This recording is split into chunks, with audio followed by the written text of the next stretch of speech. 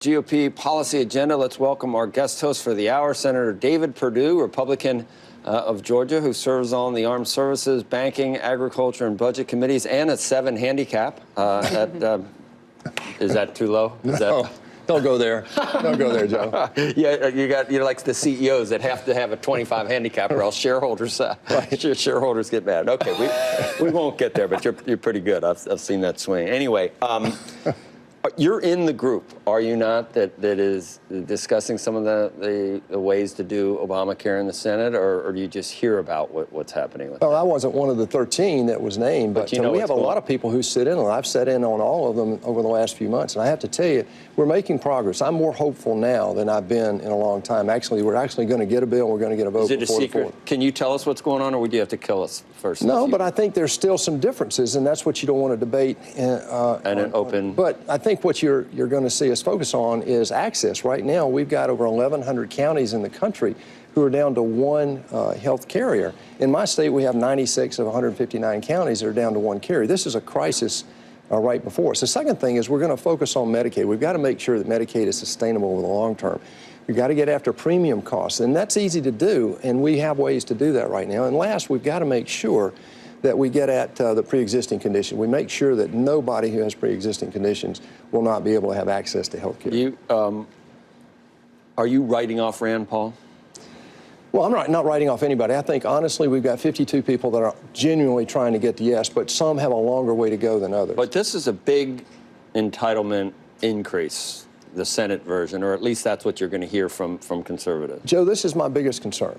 You know, we've got 3 drivers of our debt over the next 10 years. We're going to add, the current baseline budget says we'll add $10 trillion to a $20 trillion budget, our debt today. And most of that is Social Security, Medicare, and Medicaid. Social Security and Medicare trust funds go to zero in less than 15 years. We've got to reach out and save those programs. And here we have an opportunity to re-engineer Medicaid. And that's why this is taking some time.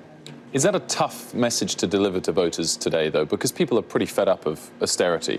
How do you sell the kind of cutting in spending and funding of entitlements in a time when people are fed up with it? Well, in less than 14 years, somebody in Washington is going to have to tell those same people that the trust funds are now gone to zero under their watch over the last 30 years. So I think that's a much more difficult conversation to have. Look, we have sat here in the last 8 years, borrowed 35% of what we spend as a federal government. That means that every dime we spend on the military, every dime we spend on the VA, and every dime we spend on domestic non-mandatory programs is borrowed money.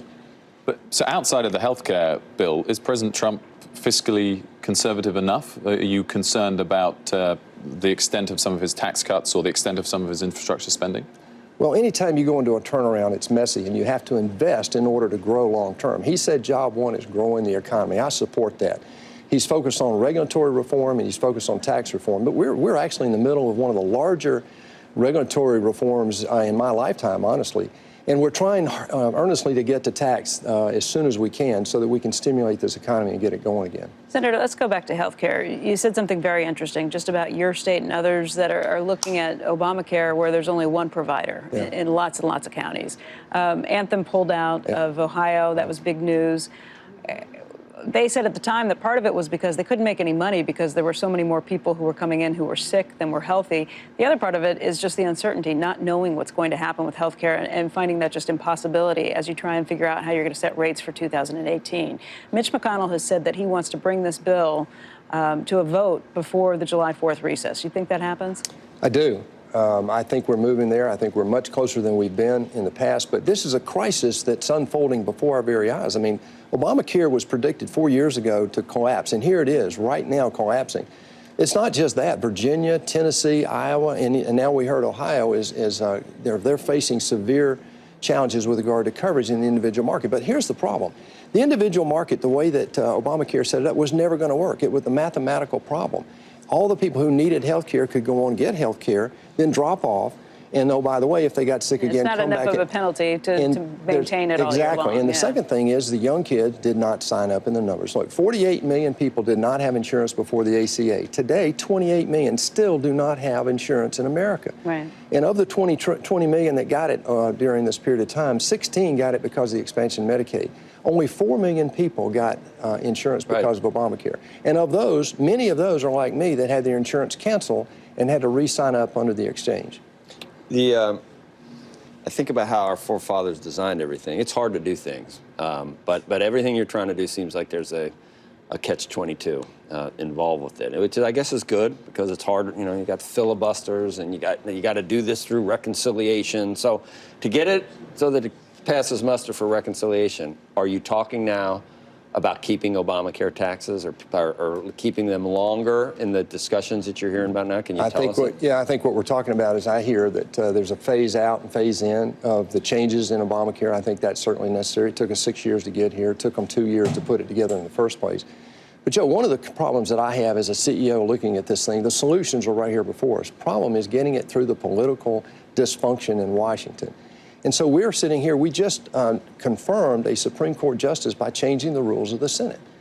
If we can't get things done in this Senate, then I, for one, am open to a conversation about the very rules. Yes, about sir. the filibuster. Absolutely. That would make it easier. That's because you also now, you're not a border adjustment guy, tax guy, so it's going to be, now people are saying it's not going to be tax reform, it's going to be a tax cut, because that's all that it's going to be able to be accomplished through reconciliation, once again, because you can't pay for it unless you do that border. Why aren't you for the border? Well, but you don't have to make it permanent either, Joe. But the border adjustment tax, I'm embarrassed that we're even still talking about that. So that's done. Kevin Brady still says that. Well, now that the opportunity for them now is to will phase it in. Well, the problem with that is it's still a bad program no matter what. We saw it in Europe. It doesn't work. It doesn't create a level playing field, and it's a regressive tax on the very people this president's trying to help, and the people who got him elected, the working middle class and the working poor. Look, I hope we're going to have tax reform. The tax expenditure side of our equation is just as messed up as the rates are. And so when you look at at different industries, when I was at Dollar General, for example, my tax rate was above 35%. At Reebok, it was below 25%. And so you can see a great disparity just here.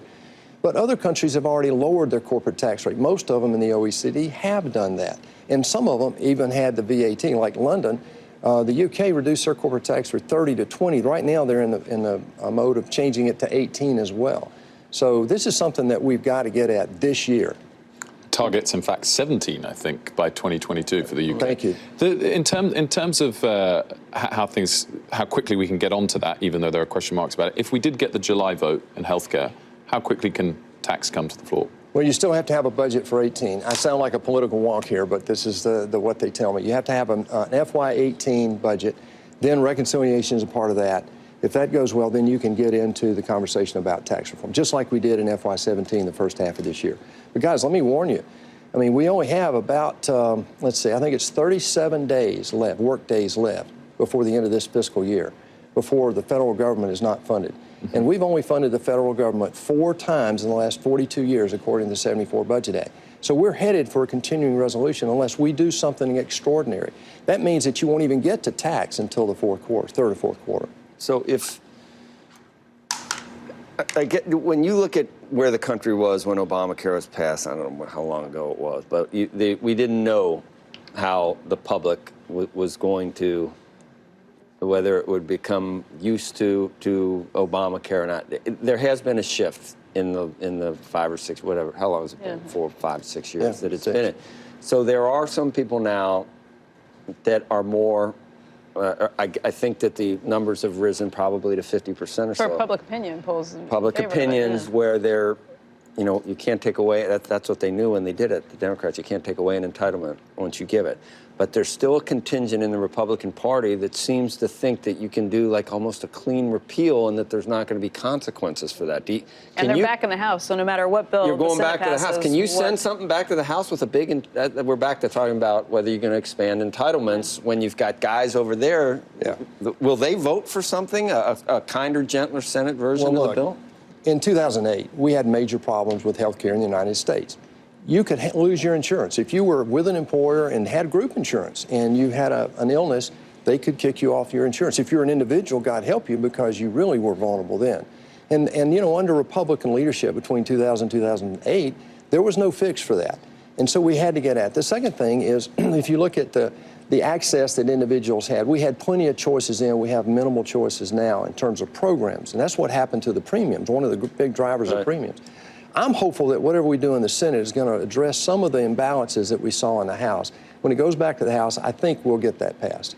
Simply because they're going to have something done or they're not going to get reelected. Now, here's the reality. Something's going to have to be done on Obamacare. You either do it in a sweeping program like they're talking about now, or you end up fixing the accessibility, because sooner or later, you're going to see millions of people in the individual market not have access this year. And they're all going to be up for election in 2018. Absolutely. I mean, access versus coverage is something that when you explain it to someone, you understand that coverage and that 24 million number that the Democrats use when they're scoring this, saying that those people are going to lose, the CBO, but they're the ones that make a political football. You just know that there's going to be individual anecdotal evidence of someone with a disability that loses Medicaid, and I mean that could.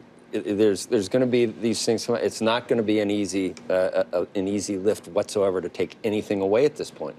No, it's not. It's going to be political consequences. But so there are 4 words that I'm using in Washington now, and I haven't heard them in my lifetime there, and that is, we cannot afford it. In the next 10 years, we're going to borrow another 30 to 35% of what we spend as a federal government, and that means that all discretionary spending is borrowed. The runaway expense in our next 10 years is all on the mandatory side. And so this is something that we've got to address as a country, is to decide what we can afford. You can't afford to provide for security in America and provide for the safety net long-term programs that we have that are exploding before us. Senator, those numbers you just quoted, where does that assume interest rates are? Well, less than 3% if you look at the 10-year number. And what we've just seen last week, thank you for bringing that up, we had a quarter-point increase. Nobody even talked about that last week with the other news of the day, obviously. But what that means is we've had 4 increases. That's 100 basis points over the last 18 months, actually. And what that means is that we're spending $200 billion more in interest now than we were just 2 years ago. Now, here's the real come up.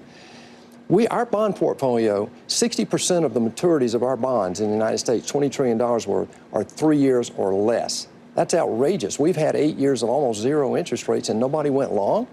And so what you see is other countries like the UK, 48% of their bond portfolio is 20 years or longer. This is insanity. It's a good time to be locking in low interest rates. Absolutely. Right? So, but what happens now is that we'll be seeing these new higher interest rates roll on immediately. all right, Senator, stick around. I think we've almost got Obamacare and tax reform done. If by 8, I think we'll have a couple more conversations. That was a productive 10 minutes. Yeah, you did great. Thanks. So Wilf, you ready? Right? I'm ready. So we're going to do a hard Brexit and Obamacare and tax reform. We all got it all done. I want to talk more as well about the funding of the debt market as well. I think there's more to discuss on that topic. Yeah, I agree. We are, finance geeks after all. Speak for yourself. Yeah, exactly. Fine, I am. When we come back, we're going to do more talking about market strategy as well. In the meantime, take a look at the futures. They've been higher all morning long. Dow futures indicated up by about 75 points. S&P futures up by 8.5 now. And the NASDAQ up by 37. Also, at 7:30 Eastern Time this morning, Commerce Secretary Wilbur Ross will join us along with UK International Trade Secretary Liam Fox. Squawk Box will be right back.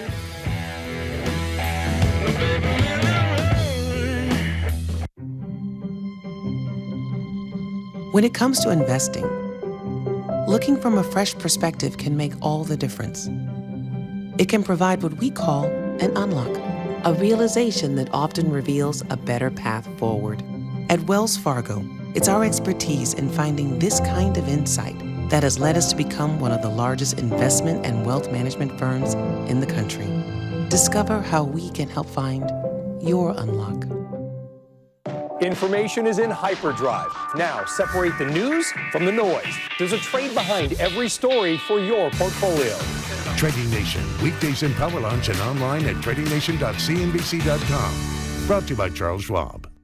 At Fidelity, trades are now just $4.95. We cut the price of trades to give investors even more value. And at $4.95, you can trade with a clear advantage. Fidelity, where smarter investors will always be. You're watching CNBC, first in business worldwide. President Trump reportedly preparing an executive order aimed at lowering drug costs. Also weighing on the space is a lack of M&A, maybe waiting on tax reform to get some clarity on that. Now we understand what the U.S. government is looking for and what the Cubans need to do to have that embargo lifted. Where does that leave the travel companies, which have been banking on this opening of the market? Cruise ships will be still allowed to go. You'll still be allowed to fly, but that individual people-to-people travel will be blocked. The sun used to make our outdoor patio space so hot and uncomfortable, we couldn't even use it. Then we discovered the Sunsetter retractable awning. Our Sunsetter opens in just seconds. It keeps our patio about 20 degrees cooler. It provides instant shade and instant protection from the sun's harmful rays. And Sunsetters start at under $800. But you can get your Sunsetter for as little as $599 when you call now to get this special $200 discount certificate and free awning idea kit. We love our Sunsetter retractable awning, and you're going to love yours too. Sunsetter awnings are assembled in America and guaranteed to last for years. So call now to get this free awning idea kit with DVD, plus your $200 Sunsetter discount certificate. But this is a limited time offer. So call now. Call now for your free awning idea kit with local dealer info and $200 discount certificate. Call 1-800-263-1636.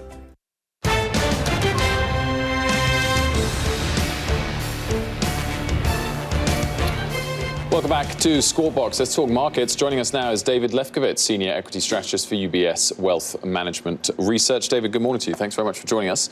I wanted to start with the tech sector because the NASDAQ was down 1% last week, but it's rebounding very healthily in the futures market today. Does that suggest to you that the weakness we've seen recently in tech stocks is a buying opportunity as opposed to a warning sign of worse things to come? I think so, Wilford. I mean, I don't think we've seen any change in fundamentals. You look at earnings growth for the tech sector, it looks very healthy. Earnings revisions look very healthy. Corporations are starting to make more money. That's a big end market for the tech sector. When companies have more money to spend, they typically do spend that on technology and those types of products and services. And secular growth looks very good in the cloud and internet areas. So I think everything looks pretty good. And valuations are really not at all troubling. They're a little bit higher than average, but nowhere near where we saw them in the late 90s. So I do think this is just a bit of a rotation in the market and looks like a bit of an opportunity. One of the beneficiaries of that rotation has been banks again, having had a sort of sell-off since March. There hasn't really been a clear catalyst for why banks and financial stocks have picked up a little bit over the last 10 days or so. Stress tests coming this week, is that a concern for you? What are you expecting? Yeah, I think people are starting to focus more on the deregulatory agenda a little bit. So we do get the stress test results. I think that could be a little bit of a catalyst, but there's still a lot more to go on that front. We still have a lot of personnel to get put in place at the different agencies that oversee the financial services industry, and I think you'll see a lot more catalysts. Plus the 10-year now, I mean, interest rates are a big deal, right? So the 10-year is kind of at the low end of the range. That we think it's at the low end of its range and probably likely moving higher. And also the Fed just raised interest rates, and that's positive for banks. So I think there's a couple of catalysts that should be coming down the pike for the bank stocks. And in terms of the rotation that we mentioned already, energy's doing all right again on days that oil price is rebounding. The oil price weakness we've seen recently, is that therefore a buying opportunity for that sector as well, or are you concerned about oil price weakness? Yeah, we like oil. We like energy stocks. Here I do think you're going to have to take a little bit longer term perspective. I mean, obviously what's been weighing on the market so far this year has been the fact that U.S. production has been a lot better than expected. Now, that being said, if you look at investment spending in the global energy sector, it still is very low relative to what we need in order to maintain adequate supplies over time. So I think it's more of a question of when, not if, and we're eventually going to see these oil markets tighten up.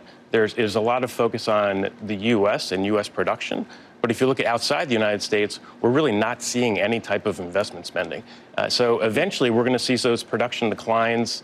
These wells deplete when you don't invest in them. We're going to see some production declines come down the pike, especially in non-OPEC, non-U.S. That's going to tighten up the oil markets, and oil prices should be higher over time. David, we're going to have to leave it there. Thanks very much for joining us. Sure, David Lefkowitz of UBS. And coming up, Commerce Secretary Wilbur Ross will join us in a First on CNBC interview. Then later, Senator John Barrasso as our guest. Plus, United Technologies CEO Greg Hayes will be live from the Paris Air Show. Squawk Box is coming right back.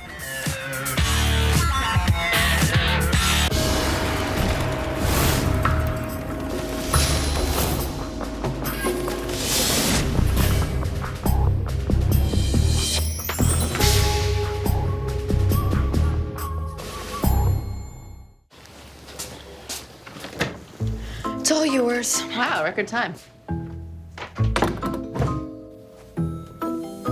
At Cognizant, we're helping today's leading life sciences companies go beyond developing prescriptions to offering subscriptions with personalized real-time advice for lifelong healthy living. Honey, you almost done? Nope. Get ready, because we're helping leading companies lead with digital.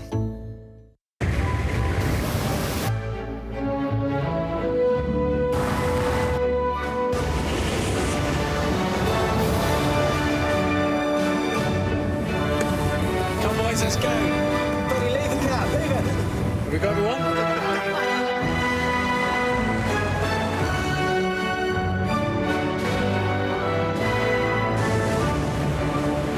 The all-new Discovery.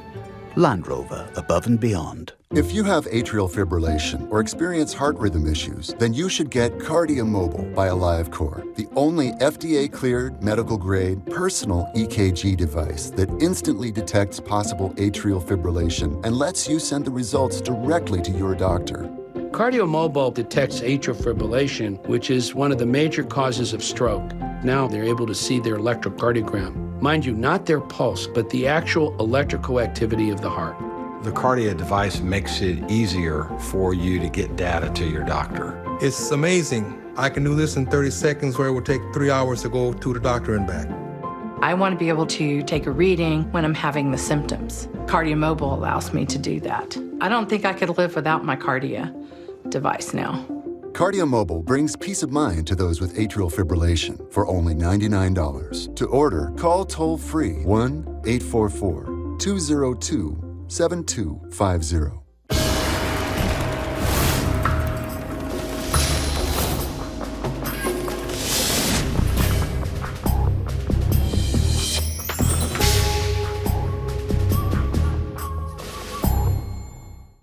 All this week, Big Names Hot Week on Mad Money. Jim Cramer, one-on-one with key leaders in finance, tech, and the world's best-known brands. A Mad Money exclusive. All this week, 6 p.m. Eastern, CNBC. And the waitress is practicing politics as the businessmen slowly get stoned.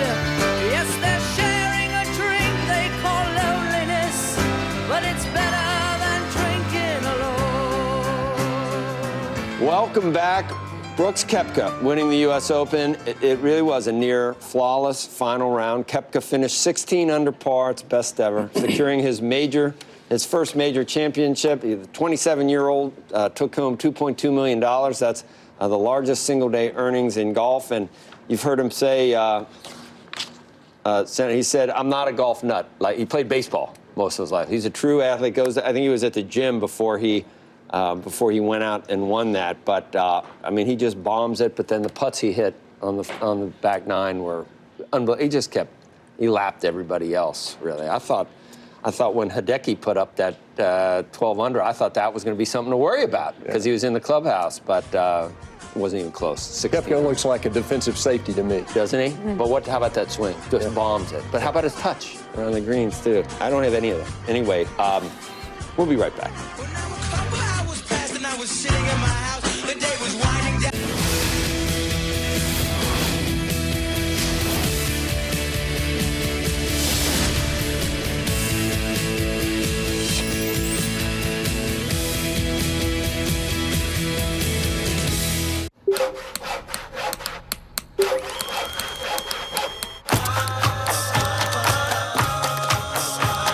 When you connect better, everything comes together.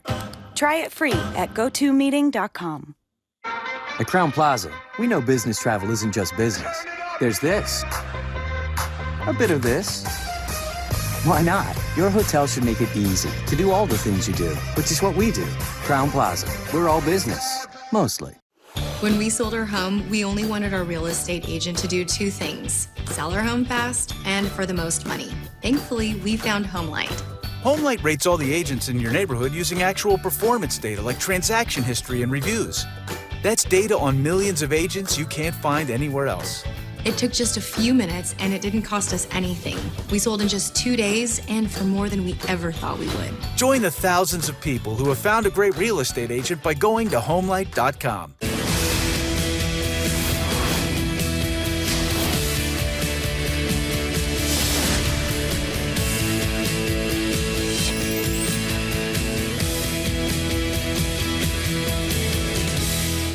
on June 30th. Get ready for the breakout event Peter, c'est pas là. Ah, okay. of the summer. We're going back to villainy. Despicable Me 3, rated PG. Introducing Life Room, where outdoor living meets future technology. Transform your outdoor living space into an indoor haven. Life Room's smooth glide screens protect you from harmful UV rays, and its innovative cooling system gives you comfort and tranquility. The bugs are out, and the party goes on. Create your very own VIP space with ambient lighting or project the game on the big screen. See why our customers say their lives have been transformed by their new Life Rooms. Life Room has a growing network of dealers all trained and certified by Four Seasons to ensure you great local service. Call today for your free design consultation and learn more about this patent-pending revolution in outdoor living that costs less than you'd imagine.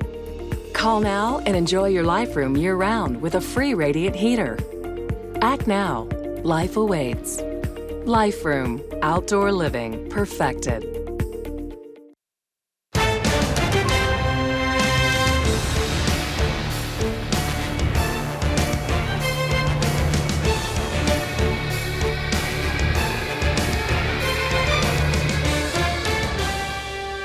Good morning and welcome back to Squawk Box here on CNBC live from the NASDAQ market site in Times Square. Among the stories front and center, activist investor Land and Buildings Investment Management building a roughly 4.3% stake in Hudson's Bay. The Wall Street Journal reports the activist will say in a letter to the retailer today that its real estate is worth 4 times the current stock price. Mattress maker Casper plans to announce as early as today that it has raised $170 million. The New York Times says the investment is being led by Target. Yesterday, Target began selling Casper mattresses, pillows, sheets, and more in its stores and on its website. Google says it's creating new policies to suppress terrorism-related videos. The company says it will use technology to identify extremist videos across its sites, including YouTube. And it is boosting the number of people who screen for terrorism-related content. Social media and search sites have been under pressure by governments to quickly identify and remove posts by terrorist groups. Right, we are speaking to Senator David Perdue, Republican of Georgia, who serves on the Armed Services, Banking, Agriculture and Budget Committees. He's with us for the next half an hour. Senator Perdue, wanted to switch the conversation a little bit to the banking area. Of course, you sit on that committee. What did you make of the Treasury's announcement around the aims of its deregulatory path that we got recently? Well, we've been asking that question for a few years. I mean, with $4.5 trillion, it's the largest balance sheet the Fed's ever had. And I met with the Chairman Yellen, just a few weeks ago, and she was talking about the potential restructuring. They're looking to move that down to $2.5 trillion, as I understand it, by 2020. I welcome that, but I also am concerned about the fragility of our markets right now. That we're just in this turnaround. Consumer confidence is up. CEO confidence is up. So I'm hopeful that they'll be able to do that in a very balanced way. Would you keep Janet Yellen at the Fed?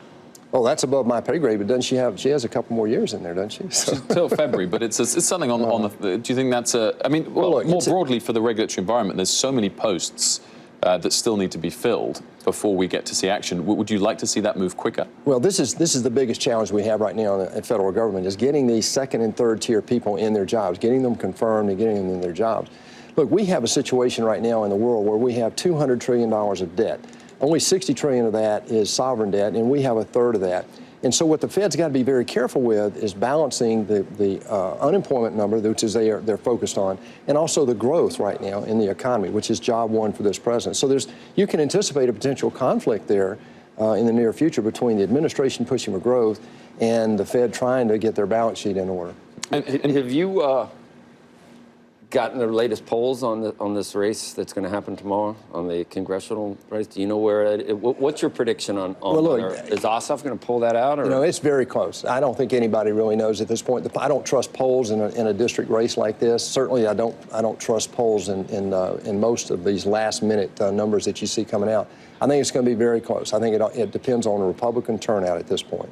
I mean, this is a really red area. I mean, this always goes Republican. Well, this district was Newt Gingrich, Tom Price, Johnny Isakson, and hopefully Karen Handel. But, we've got a situation right now. There's national issues at play here, and there's a lot of money in this race. $60 million. It's unbelievable for a district that has 700,000. And he's moderated his approach too. He's not acting like a Bernie Sanders Democrat now. He's like almost acting like he's a Republican now. So. Well, he has not criticized President Trump. He's been nicer to President Trump than some Republicans in Washington here lately. But I think it has been very little conversation about the real difference in this race. Do you want Nancy Pelosi to have another vote, or do you want to give the president an opportunity to push this agenda and get the economy going? Georgia, normally we sent Andrew down to Georgia, the swing state. Do you remember that? I was like, Andrew, Georgia, the swing state, and instead of going to, but Hillary was going to Texas and Arizona because she was going to, she skipped. I was there. She skipped to Wisconsin. I think we did. Texas and Arizona. I think we did breakfast one morning with Andrew at the OK Cafe. You did. That's where it was. In the swing state of Georgia. I'm like, Andrew, no matter how much you wish, Georgia is not a swing state. Go out, you'd be better spent, your efforts would be better served somewhere else. Anyway, Senator, you're going to be here for a little bit longer, right? Yeah. I want to ask you about this horrific thing again last week. Yeah. I mean, he's a, security. You have no security, do you? Well, we don't need to talk about it, but I mean, this is scary. What's happening? Well, it reminds you that, look, the vitriol and the angst out here in America is really serious, and we've got to take it. We've got to take it up. I really am concerned. I think this has gotten to the point now where we need to address it. We are very secure in the Senate as long as we're on Capitol Hill. I think we're somewhat vulnerable, as you saw last week. Thank goodness. Scalise was there with his detail, but I think we are in a vulnerable position outside the safety net of that Capitol. I agree. I know. All right. Well, we may have a chance to talk more, but I know we have some important stuff. But coming up, we got Wilbur Ross. But Senator, thanks. Stick around with us. Oh, here I am. You want to thank? Was that you? No, oh, it was Wilf saying. It was Wilf. You're great. You're good at thanking. You want to? Wilford thanks you too. Thank you for being here, Senator. Come, Senator. Thank you. See that? The sincerity of the English. Anyway, coming up, Commerce Secretary Wilbur Ross joins us, along with UK International Trade Secretary. You know this guy, Liam Pham? I don't know him personally, but I'm well prepared and looking forward to it. I know you are. I know. And then later, United Technology CEO Greg Hayes, live from the Paris Auto Show. We'll be right back.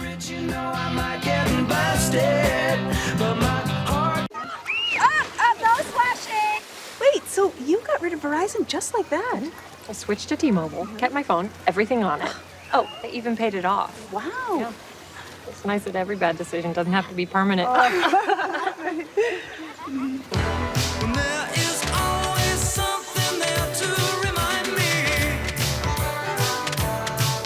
Now you can ditch Verizon but keep your phone. We'll even pay it off when you switch to T-Mobile. The investment world is full of complex and expensive products. At Sector Spiders, we recognize the need for lower costs, more clarity, and greater focus. So we wrote a new chapter for today's investors. Sector Spider ETFs divide the S&P 500 into 10 distinct sectors. You can see exactly what you're investing in with full transparency. Each sector has the diversification of a mutual fund, the flexibility to tailor your investment strategy, the all-day tradability of a stock, and the tracking of an index. Sector Spider ETFs can be used to customize your portfolio allocations, overweight or underweight your sector exposure, and minimize single stock risk. Now it's time to turn the page to a clearer, more focused approach. Sector Spider ETFs, the next chapter in investing. Before investing, consider the fund's investment objectives, risks, charges, and expenses. Go to sectorspiders.com for a prospectus containing this information. Read it carefully. Visit us at sectorspiders.com. I have lived on this street for 64 years. Broad daylight, they broke into the front glass door, stole whatever they could get their fingers on. I need a home security system. I need something for protection. It's Shaq and Jamie, ma'am. My heart's going boom, boom, boom, boom, boom, boom, boom. Get you some rings and make your home safer. Shaq and I just put this up for you. Hey, Shaq, what are you doing there? Now you have your Ring doorbells in the front, your floodlight cams in the back. I love making neighborhoods safe. We're always home, baby. You're searching for something, like the perfect deal on the perfect hotel. So wouldn't it be perfect if there was a single site where you could find the right hotel for you at the best price? There is, because TripAdvisor now compares prices from over 200 booking sites to save you up to 30% on the hotel you want. trust this bird's words. TripAdvisor, the latest reviews, the lowest prices. You're watching CNBC, first in business worldwide. Tech Summit at the White House. Top CEOs invited to talk policy, the impact on the sector, and stocks. Squawk Alley, today, 11 a.m. Eastern, CNBC. Welcome back to Squawk Box, everybody. The futures this morning have been indicated higher all morning long. Right now, the Dow futures up by almost 80 points above fair value. S&P futures up by just over 9 points. The Nasdaq up by 40. Commerce Secretary Wilbur Ross is hosting the 2017 Select USA Investment Summit. This is a conference that promotes and facilitates business investment in the United States. He joins us right now, along with Liam Fox, who is the United Kingdom's Secretary for State for International Trade. And gentlemen, welcome to both of you. Good to be on, Becky. Secretary Ross, let's talk about this conference. This is the most high-profile of foreign direct investment conferences. Since 2011, I think it's represented about $23 billion in investment in the United States, which is tens of thousands of jobs. So what do you hope to accomplish today? Well, today we have 2,800 attendees, which is a record, including a record delegation of 155 from China and 132 from Japan. So altogether, 64 nations are being represented here, and we hope this will be a record-breaking dollar amount of commitments that'll get made. So we're off to a very, very good start. Lay out the case that you would be making to these other countries as to why this is a good place to invest. Well, it's the same reasons as it should be great for American companies to invest. We're lowering taxes, we're cutting regulations, we're stimulating the workforce, helping to develop the workforce of the future, unleashing our energy resources, and redoing our trade agreements. That's the whole package that President Trump was elected on, and it's the whole package that's driven the stock market to $4 trillion of gains since the election.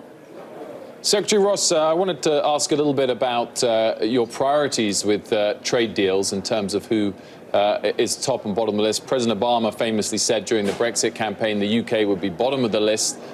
How high up is the UK in terms of your priorities relative to China and NAFTA renegotiation? Well, it's very high up. And I think it's symbolized by the fact that Secretary Fox has made this his first overseas trip since the recent election. Traditionally, the Secretary would go after election to Australia, New Zealand, to places like that. He's honored us by coming to this conference first. That shows you the mutual interlocking between the UK and the US and the mutual importance each side puts on the relationship. Trade Secretary Fox, thanks for joining us. Good morning to you as well. I mean, what is the point of your current trip? Because EU law restricts you from starting trade negotiations until Britain has actually left the European Union. Are you breaking those laws at the moment? Well, trade negotiation is one thing and actual trading is another. And of course, the trade in goods and services last year between the United States and the UK was about $250 billion, and that was up 8% on the year before, which is remarkable given the slowdown in the rate of growth in global trade. But we also are huge investors. The United States is the biggest investor in terms of FDI in the UK, and the UK is the biggest investor in terms of FDI in the United States. Now, we each employ, through our companies, about 1 million people in one another's country. So what happens in the United States, the business conditions here, and also what's happening in the United Kingdom are of enormous mutual importance. And I wanted to take the advantage of the very kind invitation by Secretary Ross to be able to spend time here discussing with him and his colleagues, as well as investors from overseas, because the point that you make about why do people want to invest in the United States, it's the same as why do people want to invest in the United Kingdom. We have a rule of law that provides stability and security for investment. We have a low regulation, low taxation economies. We have a good skills base, a cutting-edge research base. These are the reasons that will attract investment to us in the future. As the Commerce Secretary Ross just said, this is your first trip since the recent UK election, an election widely described as catastrophic for your party, for Theresa May and the Conservative government. Do you feel weaker and undermined compared to before the election? The majority smaller, your authority, therefore, to deliver softer than it was previously? Well, what's very important is that we continue to develop confidence for investors. And that's to set out the type of economy we're going to have. And also to point out that what we have in common as governments is our understanding of the need to create wealth. It's not just about growth and spending the next generation's money today. It's about how you actually create wealth by taking the IP from an individual and turning it into a good or a service that doesn't exist today.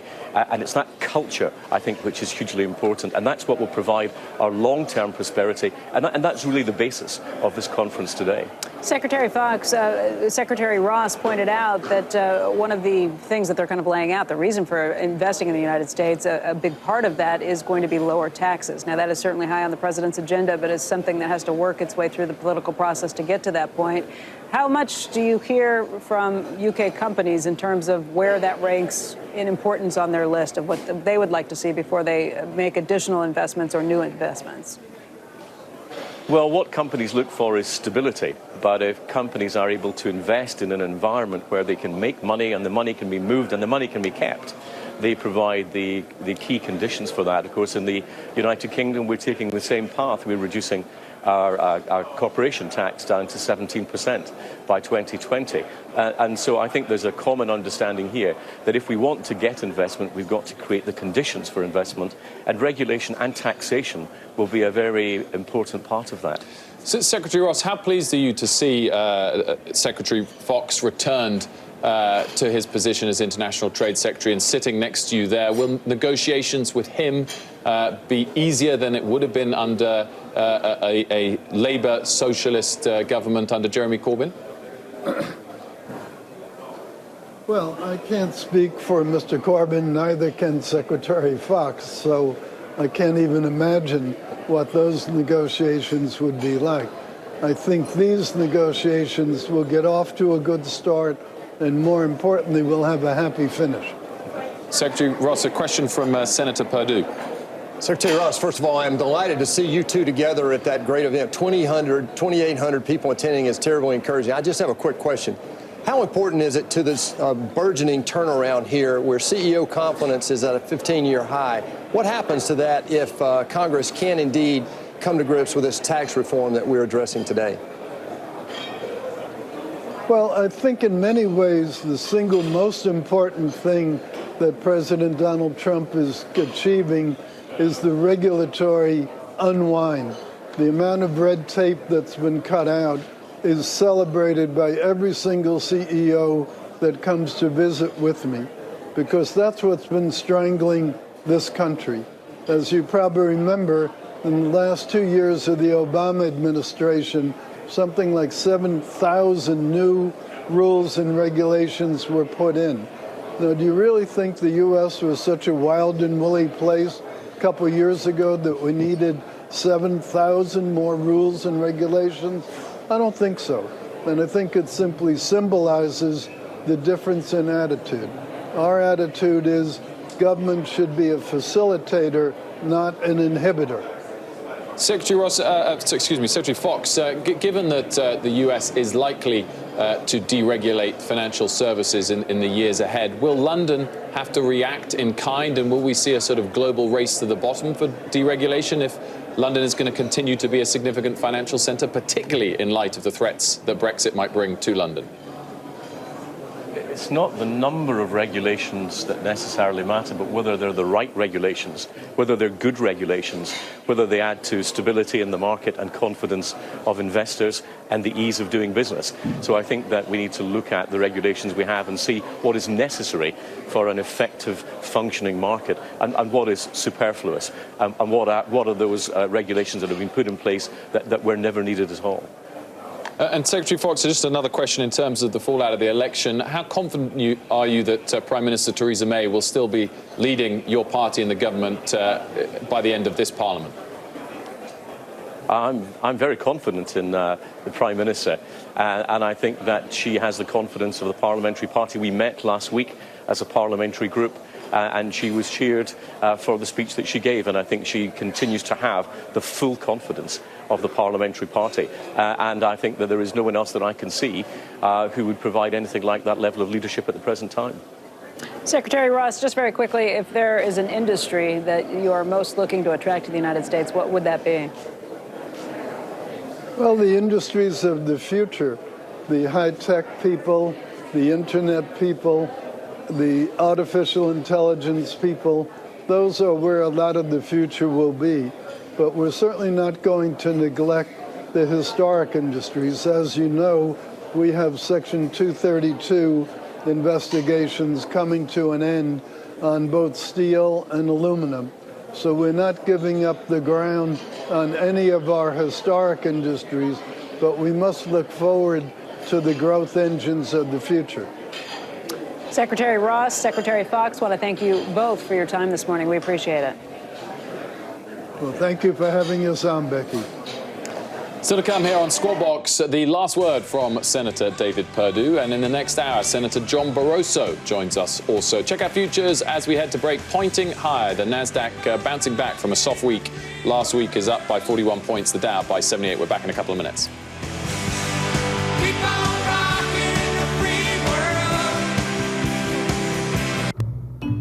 Who's a new guy? They call him the Whisperer. The Whisperer? Why do they call him the Whisperer? He talks to planes. He talks to planes. Watch this. Hey, Watson, what's avionics telling you? Maintenance records and performance data suggest replacing capacitor C4. Not bad. What's with the coffee maker? Sorry, we are not on speaking terms.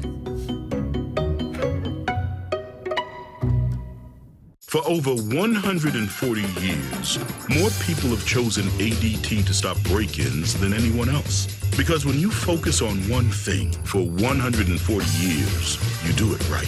ADT, always there. I'm pretty handy around the house, but now that I have kids, I don't want to spend a Saturday installing a toilet or fixing an air conditioner. Thankfully, there's Home Advisor.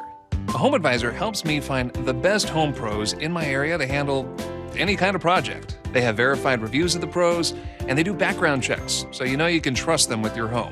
You can compare prices, book appointments, and what my wife loves most is that Home Advisor is completely free to use. Go to homeadvisor.com or download the free app.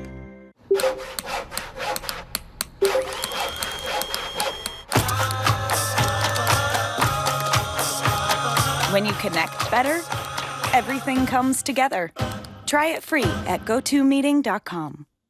The sun used to make our outdoor patio space so hot and uncomfortable, we couldn't even use it. Then we discovered the Sunsetter retractable awning. Our Sunsetter opens in just seconds. It keeps our patio about 20 degrees cooler. It provides instant shade and instant protection from the sun's harmful rays. And Sunsetters start at under $800. But you can get your Sunsetter for as little as $599 when you call now to get this special $200 discount certificate and free awning idea kit. We love our Sunsetter retractable awning, and you're going to love yours too. Sunsetter awnings are assembled in America and guaranteed to last for years. So call now to get this free awning idea kit with DVD, plus your $200 Sunsetter discount certificate. But this is a limited time offer. So call now. Call now for your free awning idea kit with local dealer info and $200 discount certificate. Call 1-800-263-1636.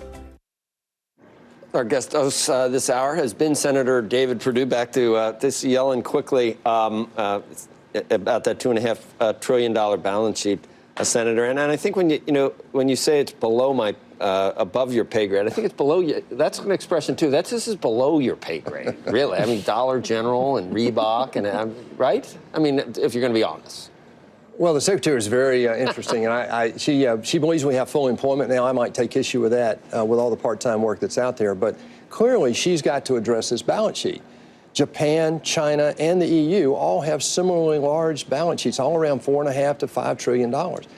This was stimulative over the last 5 or 6 years, but it really didn't have much impact. So now that you have a beginning of a turnaround here in America, the question is will it be inflationary if we continue to have that large a balance sheet?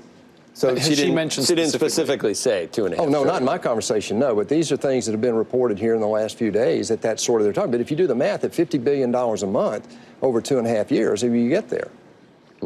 All right. Other than tax reform and Obamacare, I mean, those are the key things. I mean, we didn't really touch on infrastructure as much. Well, I think one of the things that has not been talked about here in the last few days, and it got lost in the noise last week, is Secretary Mnuchin actually said something that was very profound last week in the Budget Committee hearing. I asked him, I said, if you were king for a day, would you repeal Obama or Dodd-Frank? He said, well, first I would change the budget process, because inside his department, he's going to change rules, potentially, that will address some 70% of the Dodd-Frank rules. So I think that was big news, and we'll talk more about that with him in the coming days. But that can't come. Don't waste your firepower. But that can't come until we get through the hurdles of healthcare and tax reform. Oh, that's exactly right. No. He's talking about things that the department is doing right now in the Treasury. But look, there are a lot of things we've got to address. I mean, as you start to look to next year, if we can get tax done this year, get healthcare done this year, we've got to start addressing the mandatory side of our expenses. And you think something, how many balls can you keep in the air at one time? You think infrastructure is something that's going to be done this year?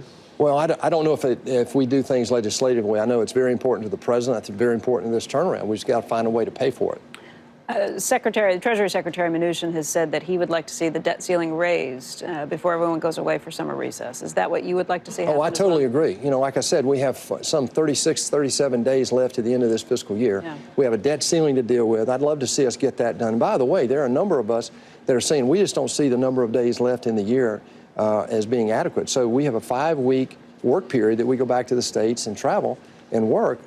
If we don't get this done, we ought to stay here for a few weeks and focus on getting some of these priorities done. And you're saying that starting with the July 4th recess or staying in August? In August, yeah. So the president has outside lawyers, Vice President Pence has outside lawyers. How do you see this progressing? Every day, the leaks still come. Every day there seems to be the political enemies to President Trump are going to keep this in the forefront, are they not? Well, I mean, he's been a different candidate, right? He's a different president. This is not somebody from the Washington establishment. Washington looks at this guy through their lens. The rest of the country is looking at him through their lens. Now, the vitriol, the energy around disagreement has got to change. We saw last week an event that's just tragic. Nobody wants that in America or anywhere. That's unacceptable, no matter what your politics are. So we as a body in the United States Senate, I believe, need to focus on what we can do to focus on what we agree on. Last week, Johnny Isakson had a bipartisan lunch. You know how many times we've done that since I've been in the United States Senate? Maybe 3 or 4 times. That's ridiculous. I mean, we've got to find a way to break this gridlock in the Senate. All right. Senator, thank you for all the time you gave us today. Appreciate it. Enjoyed it, guys. Thanks. Thank you. When we come back, Senator John Barrasso on health care and tax reform. And then the deal's in the sky.